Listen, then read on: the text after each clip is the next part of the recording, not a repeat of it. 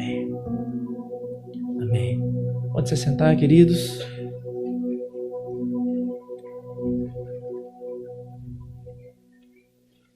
Que bom estar com você nessa noite. É um prazer enorme ter você aqui, você que nos visita, você que se chegou conosco hoje. É um prazer ter você aqui nessa noite. Amém? Nós estamos aqui para adorar ao Senhor, nós estamos aqui para revelar a sabedoria de Deus a todo mundo. É isso que a palavra de Deus diz, que quando a igreja se reúne, a sabedoria de Deus é demonstrada para todos os céus, inferno, tudo. A sabedoria de Deus é demonstrada. Nós estamos aqui essa noite para isso. Amém? Hoje nós teremos a salinha infantil e as crianças então podem ser direcionadas ali para a tia Carol e a tia Júlia. Todas as crianças. E hoje tem criança. Isso aí.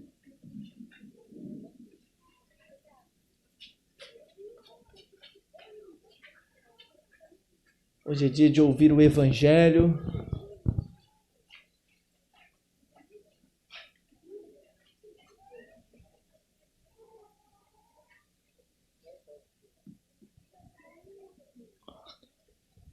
Queridos, nós valorizamos muito a nova geração, muito assim. Eu sempre falo para as tias, né? Vocês têm noção que vocês estão simplesmente pastoreando o coração, ensinando as pessoas que serão talvez os futuros pastores da Igreja do Calvário, ensinando talvez as futuras diaconisas, as futuras evangelistas, sabe? Vocês que estão botando a mão nessas pessoas, vocês que estão formando essas crianças.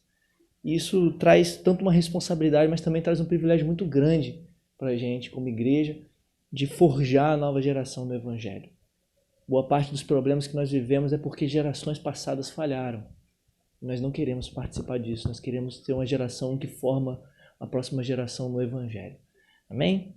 Vamos continuar nossa série Manso e Humilde. Nós estamos estudando o coração de Jesus, nós estamos olhando para o coração de Jesus mais de perto. O prisma, sabe, do coração de Cristo, o brilho que ele existe ali.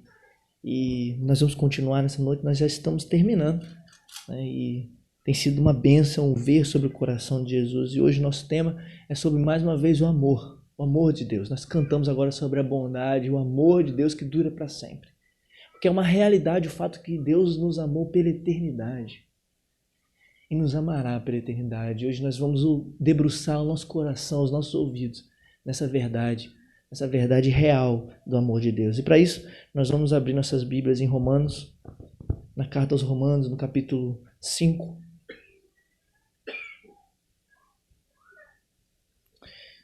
No início do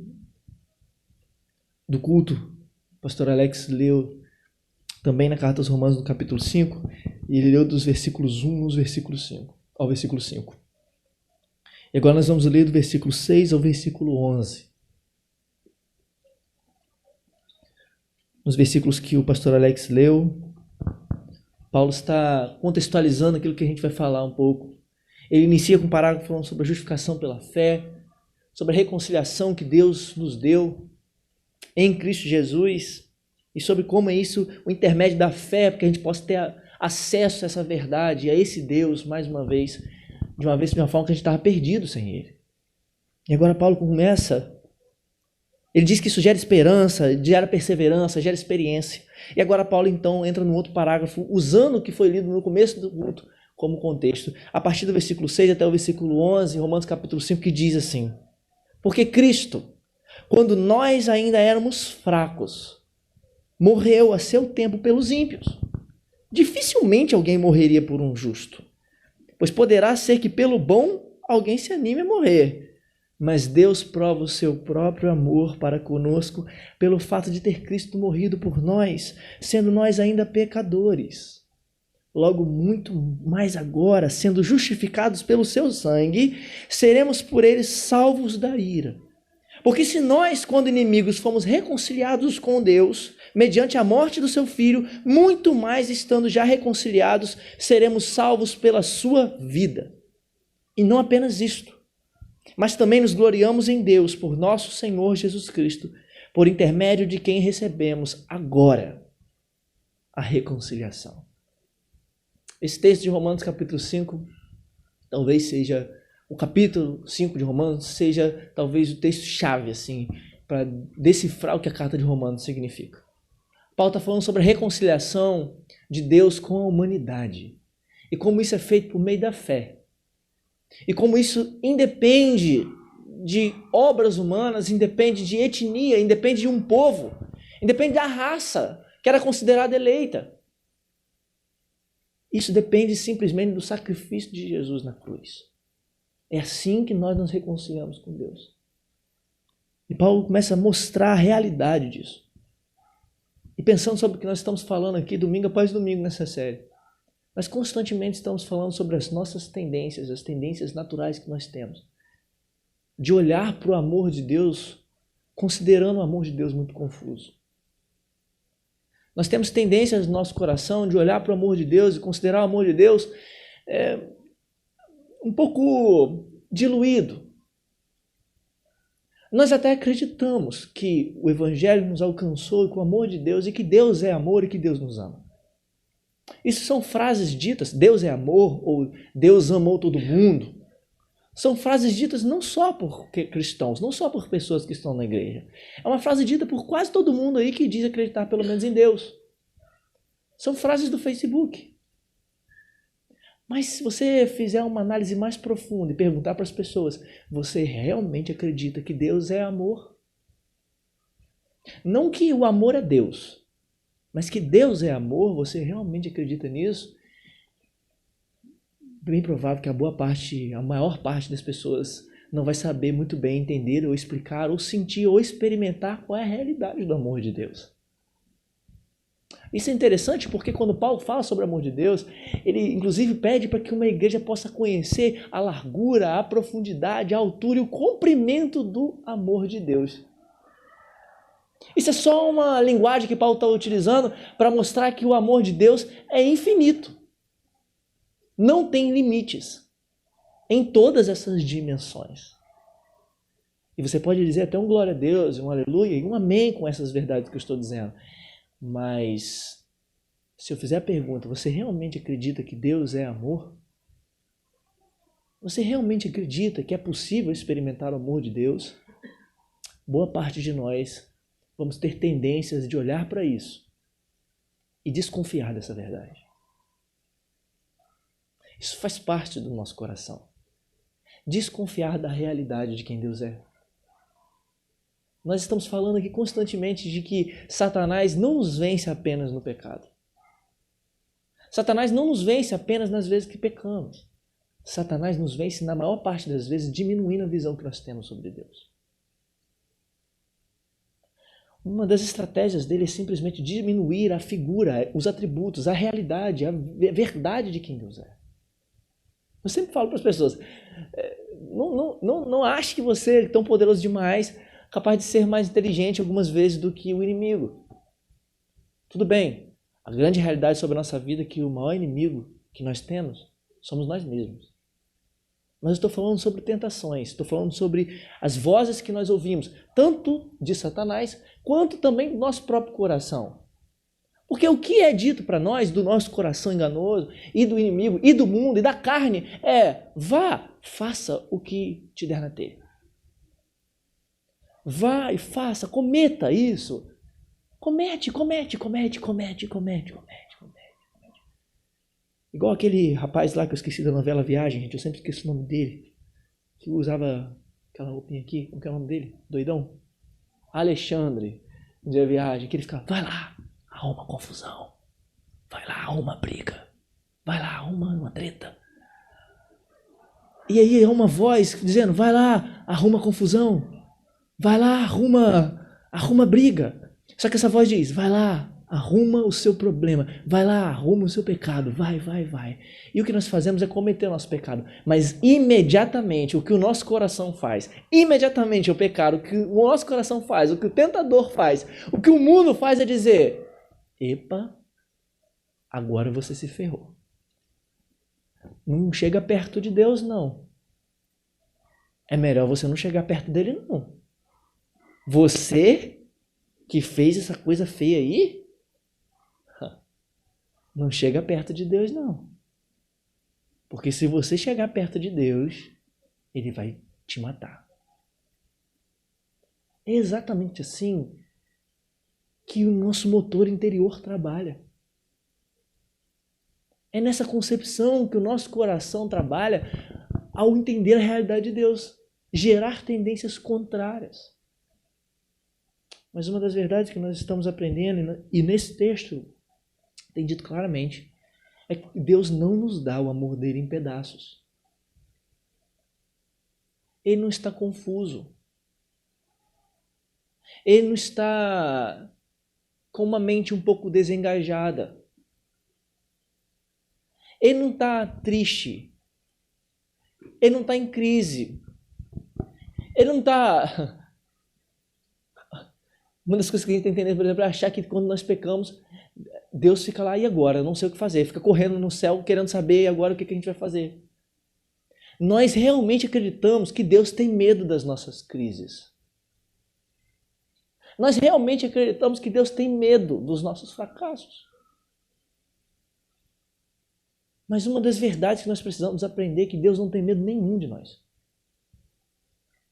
Ele não tem medo das nossas crises. Ele não tem medo das nossas limitudes.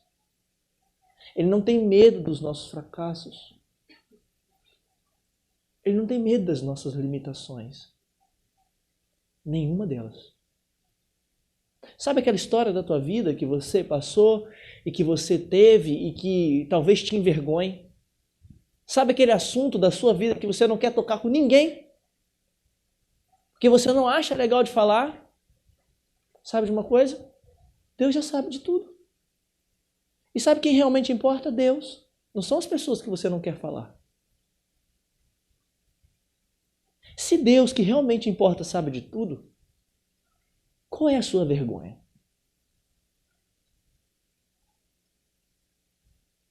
É porque nós achamos que Ele tem medo das coisas que aconteceram na nossa vida. O que nós tentamos esconder de todo mundo, Deus sabe e não tem medo disso. O que nós tentamos deixar reclusos e não queremos falar com ninguém, Deus sabe e não está em crise com isso. Ele continua sentado no trono dele, soberano sobre todas as coisas. Mas a voz do nosso coração diz para que nós possamos diminuir essa realidade. Nosso coração constantemente vai dizer que o que nós devemos fazer é não acreditar que Deus é realmente assim. Ou que Deus está em crise, ou que Deus está simplesmente afastado, esperando o momento certo para que quando a gente se aproximar, Ele lance uma bola de fogo para nos consumir de uma hora para outra. Mas essa não é a verdade sobre o amor de Deus. Nós fazemos isso, querido, porque nós temos o costume de projetar as nossas próprias capacidades de amar em Deus. Nós que amamos assim, não Deus.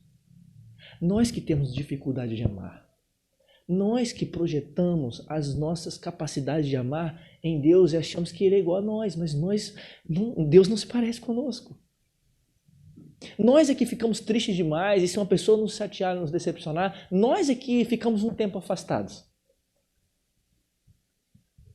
Se uma pessoa nos cansar, independentemente de quem ela seja, se ela é nosso amigo, se ela é um conhecido, se ela é um empregado, se ela é o nosso marido, se é nossa esposa, nosso pai, nossa mãe, nosso filho, independentemente se você mora com essa pessoa há 30 anos ou se você conheceu amanhã, um dia, não sei. Nós que ficamos chateados com essa pessoa e se essa pessoa nos cansar, nós que nos afastamos. Se essa pessoa falhar conosco constantemente, nós que decidimos nos afastar.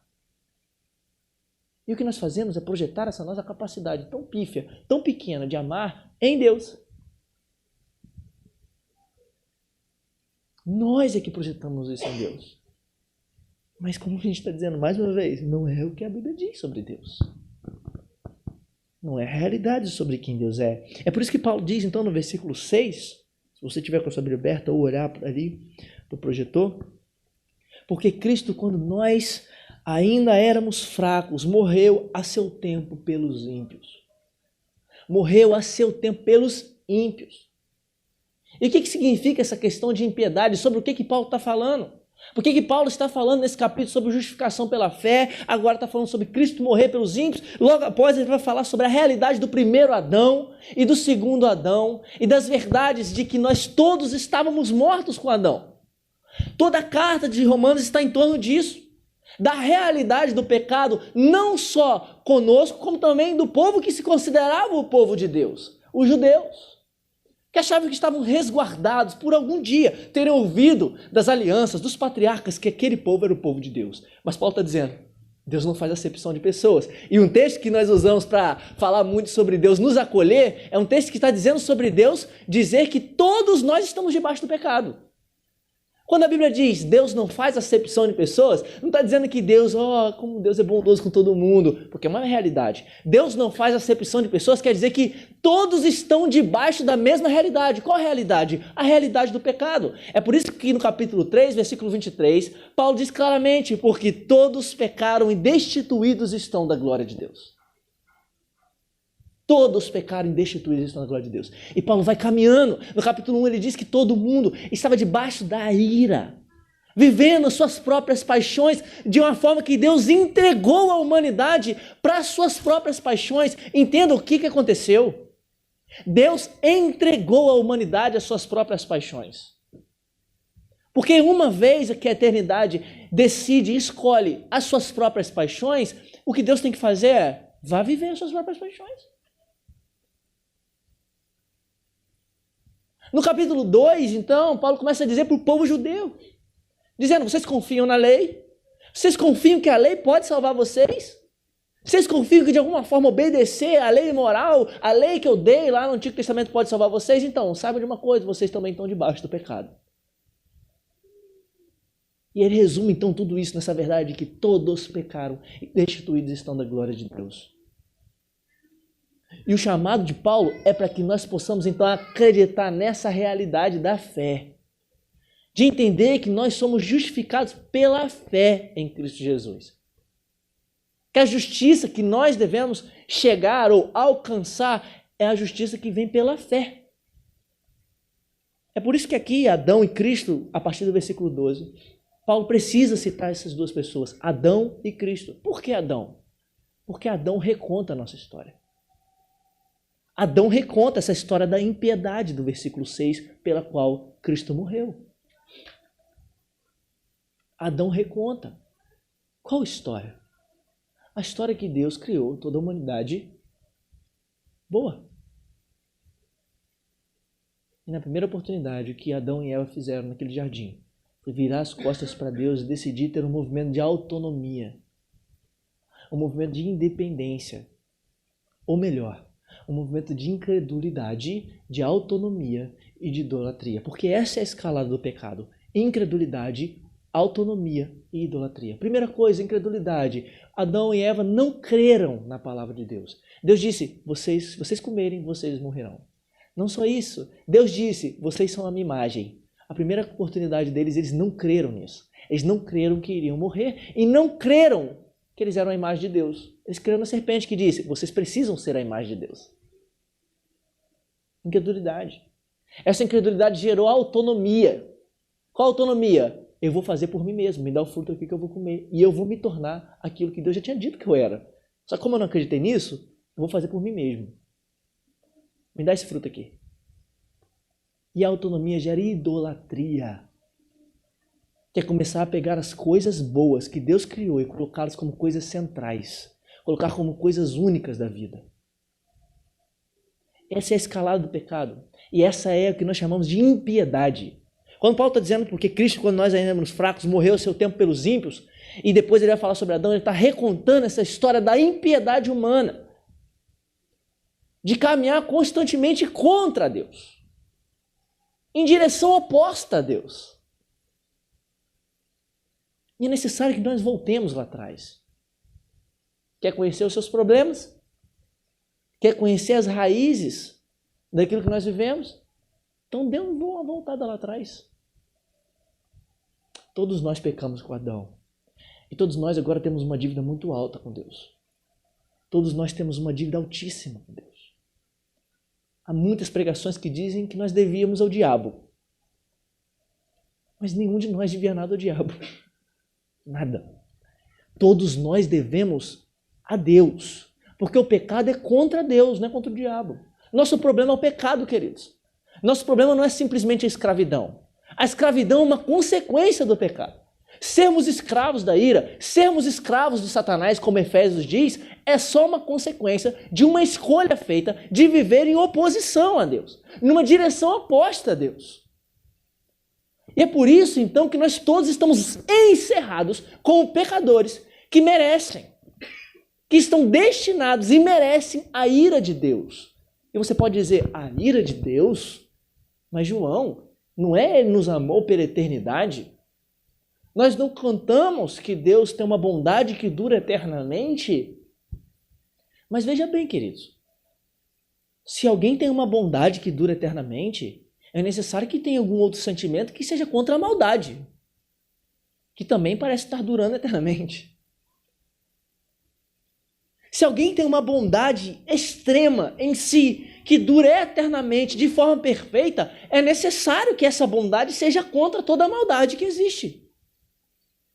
Como eu sempre falo, uma das nossas maiores esperanças é o fato de que Deus vai punir o mal. Ou você quer que continue o mal para sempre? Ou você quer que simplesmente o mal prossiga da forma que está vivendo, deliberadamente? Todos nós queremos e temos esperança de que um dia o mal vai ser punido. Amém? Deus vai precisar punir, e Ele faz isso porque Ele é bondoso demais. Se você odeia a morte de criança, você vai ser contra a morte de crianças. É assim com a realidade da santidade de Deus. Todos nós estamos agora encerrados, então, debaixo do pecado. E todos nós merecemos a ira de Deus. Impiedade. Dificilmente alguém morreria por um justo, pois poderá ser que pelo bom alguém se anime a morrer. Dificilmente alguém se anime a morrer pelo justo. Pode ser até que pelo bom alguém morra. Mas o que Paulo está dizendo é diferente disso. No versículo 8 ele diz, mas Deus prova o seu próprio amor para conosco pelo fato de ter Cristo morrido por nós, sendo nós ainda pecadores. E há duas verdades aqui, maravilhosas, que transformam a boa notícia na boa notícia que ela é. A primeira é que nós estamos completamente perdidos. Não há salvação para nós. Não existe nada que possa simplesmente refazer aquilo que nós cometemos. Não tem como voltar atrás. Não tem como voltar atrás para o jardim. E se a gente for contextualizar a nossa realidade, não tem como voltar atrás ao jardim da sua vida de hoje, de ontem, aquilo que você cometeu. Sabe ontem aquilo que você cometeu, que foi um problema para você, que você sabe que foi pecado? Não tem como voltar atrás. Você não tem uma joia do infinito. Você não tem algo que você faça um símbolo de Agamotto lá e volte à realidade para trás, para você não fazer aquilo. E a verdade é que se você tivesse segundas, terceiras, quartas, quintas, 20º chances, você faria a mesma coisa. Talvez não no mesmo dia, talvez não no mesmo horário, mas faria a mesma coisa em outros momentos. Então a primeira realidade sobre o fato de que não era ninguém bom, sobre o fato de que nós ainda éramos pecadores, sobre o fato da impiedade em que nós estávamos de condição, é que nós estávamos perdidos. Completamente perdidos. E o nosso destino deve ser sofrer os horrores do castigo eterno. Mas a outra realidade que Paulo está dizendo aqui, que transforma a boa notícia na boa notícia, é que Deus prova o seu próprio amor para conosco, morrendo por nós quando nós ainda éramos pecadores. Morrendo por nós quando nós ainda éramos ímpios. Isso significa que a realidade de nós não conseguimos fazer nada não muda quem Deus é. A realidade de que o nosso desempenho não pode, de forma nenhuma, de nenhuma forma, fazer com que nós possamos nos aproximar do Deus Santíssimo, não muda o fato de quem Deus é. Não muda a realidade de quem Deus é. Deus continua sendo o próprio Deus, o amor, aquele que nos amou eternamente. E é por isso então que ele faz um movimento de graça. E esse movimento de graça é graça. É de graça. Porque Deus não está dizendo que ele morreu por nós quando nós éramos fortes. Veja, versículo 6 diz que nós éramos fracos. Porque Cristo, quando nós ainda éramos fracos. Versículo 8 diz que mas Deus prova o seu amor para conosco pelo fato de ter Cristo morrido por nós, sendo nós ainda pecadores. O versículo 10 diz que porque se nós, quando inimigos, fracos, pecadores e inimigos. Está entendendo, queridos? Nós não éramos fortes, nós não éramos santos e nós não éramos amigos de Deus. Essa é a realidade de todos aqueles que estão fora de Cristo. Todos aqueles que estão fora de Cristo não são fortes, não são santos e não são amigos. Porque Cristo, quando nós éramos fracos. Porque Cristo, quando nós ainda éramos pecadores. Porque Cristo, quando nós éramos inimigos. E o movimento do Evangelho é essa realidade de que para Deus ter as nossas dívidas pagas, para que essa dívida terrível que nós tínhamos contra Deus, que nenhum anjo do céu, que nenhum homem que existe, que nenhum herói, que nenhum, ser, que nada nesse mundo, nenhum livro, nenhum conselho poderia nos dar. Para Deus ter que sanar essa dívida, ele teve que enviar o seu Filho, Jesus Cristo, para morrer no nosso lugar. E a bênção do Evangelho é que Jesus morreu por nós. E ali na cruz ele teve que então suportar o cálice da ira de Deus, que era destinado para mim e para você, para aqueles que estão em Cristo, para aqueles que Deus ama. Ele teve que tomar, ele não deixou uma gota pingar.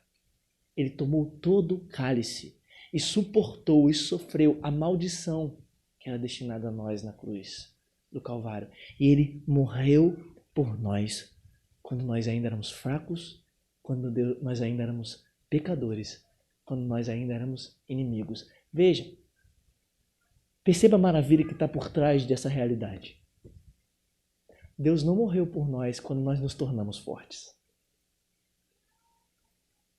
Tudo isso que você acha que Deus, para se aproximar de Deus, eu tenho que estar forte. Uma das coisas que eu jamais ouvi na vida foi: rapaz, hoje eu não tenho como sentar ali na frente da igreja, ou fazer tal coisa, ou ir em tal lugar, sabe por quê? Porque eu estou fraco.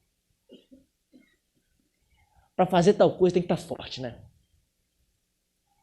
Mal sabe essa pessoa que nunca vai estar. Mal sabe essa pessoa que essa pessoa está simplesmente baseando a sua vida no desempenho pessoal. Baseando a sua vida na força do seu próprio braço. E de alguma forma acredita que está forte, ou vai estar forte em algum momento. Mas o que a Bíblia diz é o contrário. A Bíblia diz que quanto mais forte nos achamos, mais fracos nós estamos.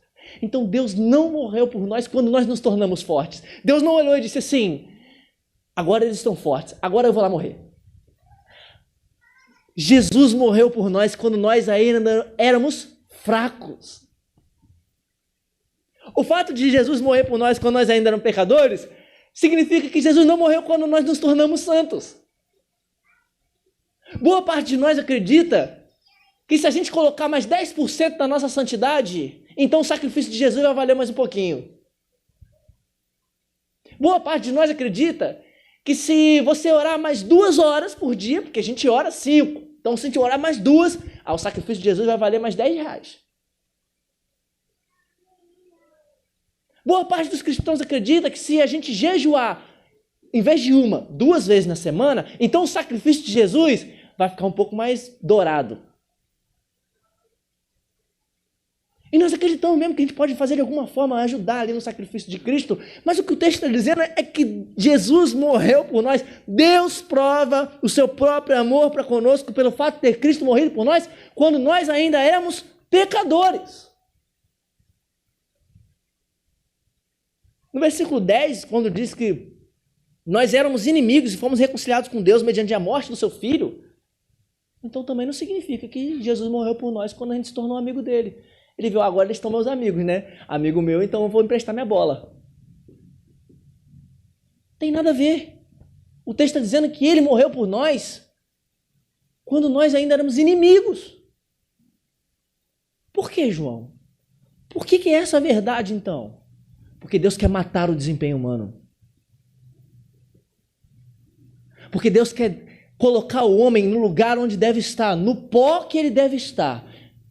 Deus quer rebaixar e reduzir o desempenho, a moralidade pessoal, a força do próprio braço, ao pó e ao chão do lugar onde ele deve estar de verdade, para que o sacrifício de Cristo brilhe muito mais do que simplesmente o nosso próprio desempenho. É por isso que nós éramos fracos, pecadores e inimigos, e Deus escolheu morrer por nós nessa realidade, para que a gente entenda a verdade de que o que nós somos diante do sacrifício de Cristo é simplesmente recebedores dessa graça infinita e desse amor profundo que nenhum de nós, que nada nesse mundo pode nos dar e pode proporcionar para o nosso coração. A verdade do Evangelho brilha muito mais com a realidade de que nós éramos, do que com a realidade que nós tentamos criar para nós mesmos. A verdade do Evangelho brilha muito mais com a verdade de que nós éramos as piores pessoas, nas piores bagunças, nas piores lamas, nas piores desgraças. E ele então vê e derrama sua graça mediante a morte do seu filho na cruz. E enviando o seu filho na cruz, e Jesus sendo obediente até a morte na cruz, faz então com que nós possamos receber essa vida.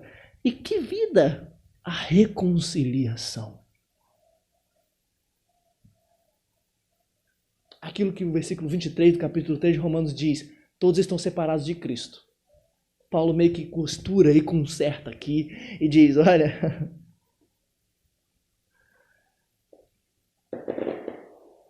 vocês estão reconciliados agora no Evangelho.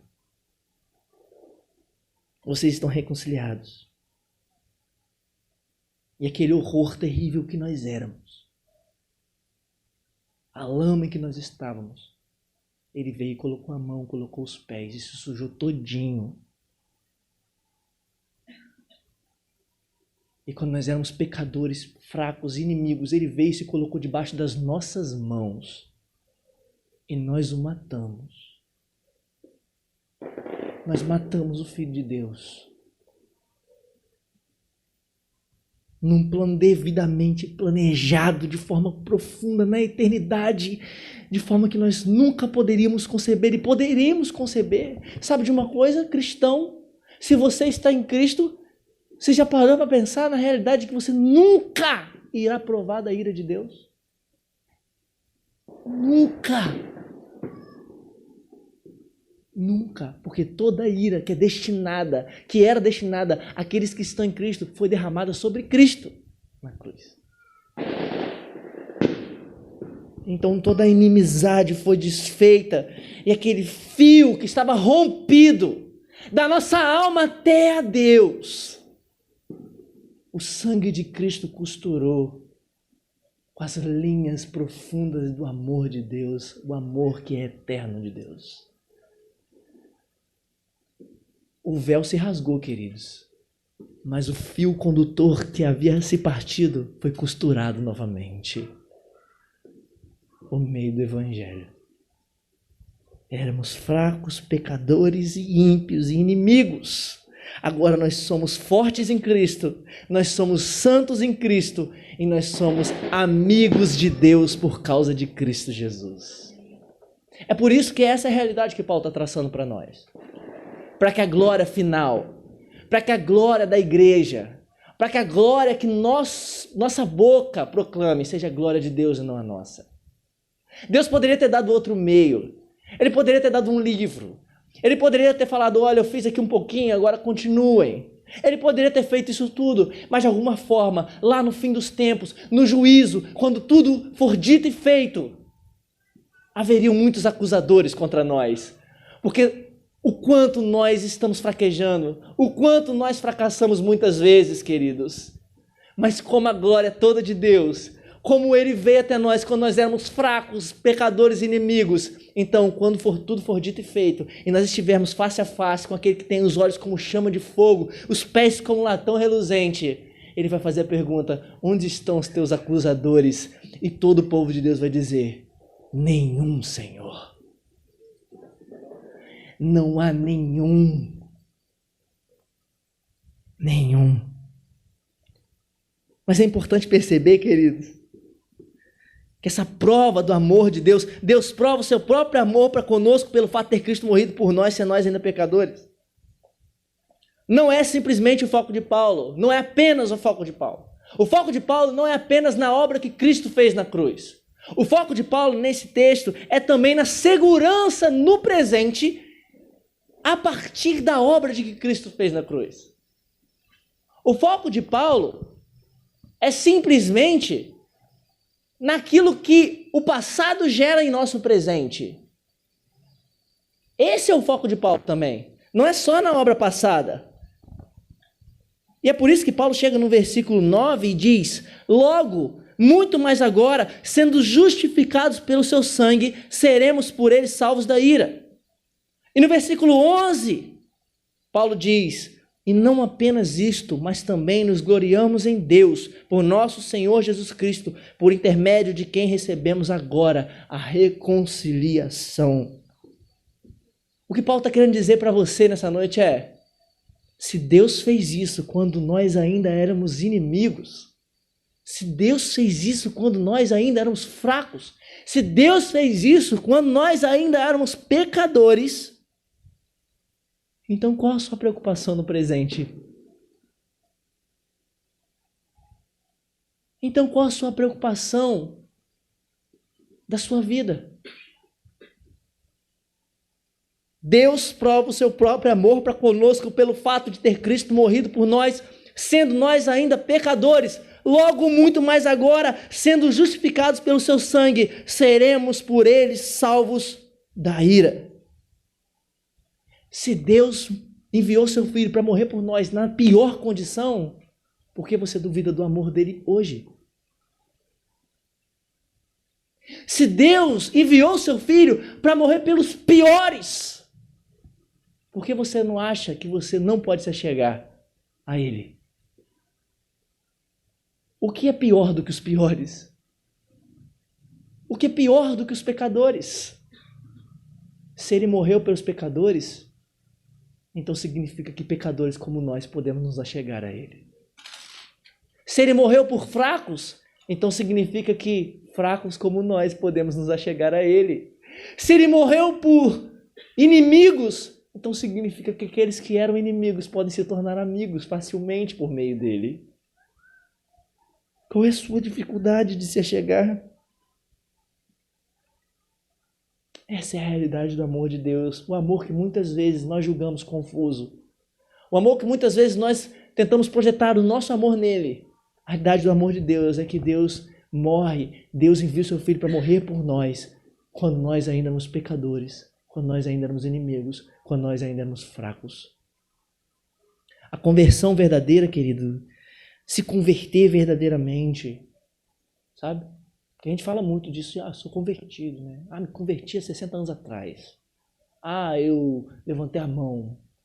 Eu fui lá na frente, eu falo em línguas. Não sei.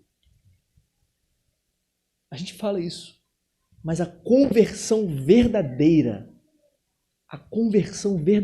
queridos, é simplesmente se apegar com fé a essa realidade de Deus e fazer com que essa realidade mude completamente a sua vida.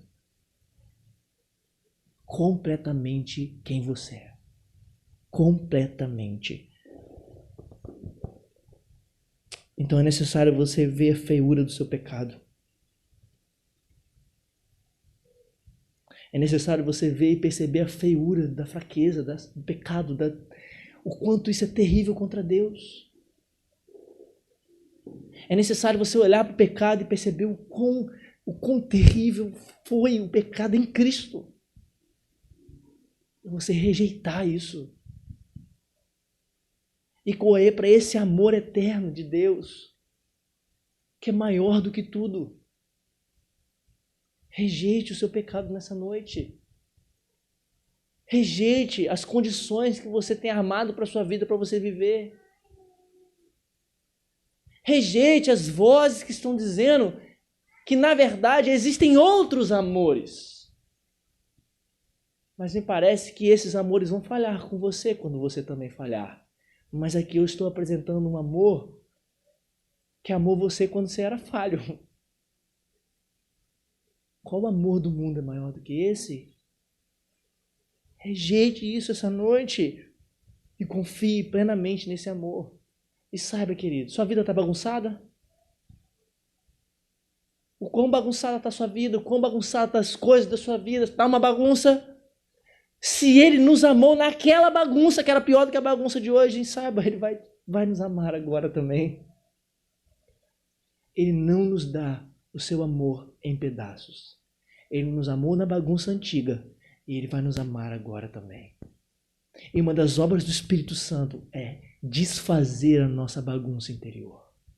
Uma das obras da conversão é desfazer a nossa bagunça interior. Esse é o poder do Evangelho. Rejeite os sussurros do seu coração.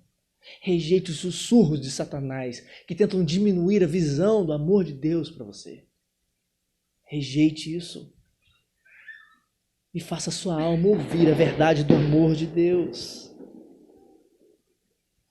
Olhe para Cristo nessa noite. Ele alguma vez já te deixou? Pense 30 segundos. Deus alguma vez já te deixou? Você já o deixou, né? Mas Ele já te deixou?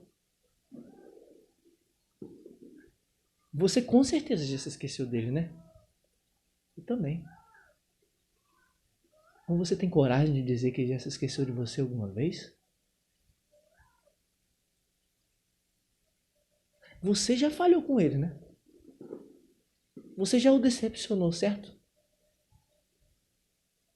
Mas você teria coragem de dizer que ele já decepcionou você?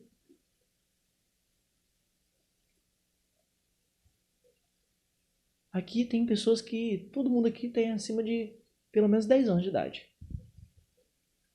E viver 10 anos com vida. Viver 10 anos com amor. Viver 10 anos falando, vivendo, conversando, tendo recursos, mesmo que seja com algumas limitações. Não é uma prova já de que Ele não nos abandona? Mas nós o deixamos. Você já mudou, não já? Mas Ele nunca mudou. Nunca. Olhe para Cristo nessa noite. Se você se sente fraco, olhe para Cristo nessa noite. Se você se sente pecador, e melhor, não se sente, porque talvez você pense assim, eu não me sinto nada disso. Vou dizer melhor. Você que está fraco, olhe para Cristo nessa noite. Você que é pecador, venha para Cristo nessa noite. Você que é inimigo, venha para Cristo nessa noite. Porque somente em Jesus nós temos esse amor eterno de Deus, que foi provado nos amando na pior condição que nós estávamos. Você pode pensar, qual a condição que Deus me aceitaria, João Marcos? Qual a condição que eu seria aceito por Deus? A pior. Porque Deus morreu pelos piores. Se você não acha que você é o pior, então Jesus não é uma pessoa que você deve seguir. Se você acha que você não é pecador, que você acha que você é muito forte, se você acha que você está bem de fita, o cristianismo não é para você. O cristianismo, a igreja, o evangelho é para os fracos. é para os pecadores. É para aqueles que eram inimigos. É por isso que esses bancos estão aqui, ou melhor, essas cadeiras estão aqui, para sentar os piores mesmo. E pasmem, até os piores falam aqui na frente. Tudo isso porque o melhor, o mais forte, o santo e o amigo de Deus morreu por nós. E é isso que nós devemos declarar, que a graça resgatou miseráveis como nós. A graça resgatou miseráveis como nós. E é isso que a igreja deve proclamar domingo após domingo. A verdade do Evangelho. Você vai ter um tempo para refletir sobre isso. Em silêncio. Você pode curvar sua cabeça e pensar nas suas fraquezas. Quem sabe? Quem sabe pensar nas suas limitações? Quem sabe pensar nos seus pecados? Como eu disse, naquelas coisas que você não quer que ninguém saiba. Pensar nas suas inimizades. Você vai ter esse tempo para você pensar sobre isso. E colocar-se diante de Deus e dizer: Deus, eu preciso de Ti. Eu preciso do Seu amor. Eu preciso conhecer esse amor profundo e isso mudar a minha vida.